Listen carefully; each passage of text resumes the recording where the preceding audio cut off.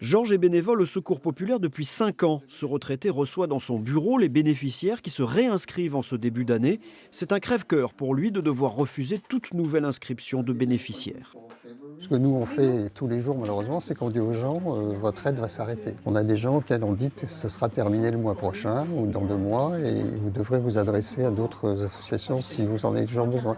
Et ça c'est difficile parce que les gens disent mais moi ma situation n'a pas changé, j'ai toujours besoin d'aide, qu'est-ce que je vais faire ? Même si l'augmentation des bénéficiaires se ressent partout dans le département, pour l'instant, les autres comités de Loire-Atlantique n'appliquent pas encore la mesure nantaise. L'espoir que celle-ci reste provisoire apparaît comme mince. On est quand même assez pessimiste. Vu la situation, on est quand même début d'année et vous savez tout ce qu'on nous annonce. On sait très bien que les factures d'électricité qui vont arriver, l'augmentation de l'essence, on a quand même un certain nombre de personnes qui sont dans des petits boulots, des boulots très précaires, et qui vont privilégier plutôt de mettre de l'essence dans la voiture plutôt que d'aller acheter de la nourriture. Même pessimisme à la Banque alimentaire de Loire-Atlantique qui fournit quelques 120 associations en denrées alimentaires.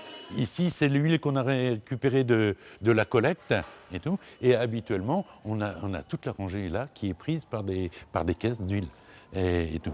Là, ici, ce sont normalement, les racks sont remplis de lait. On n'a plus 1 litre de lait à donner.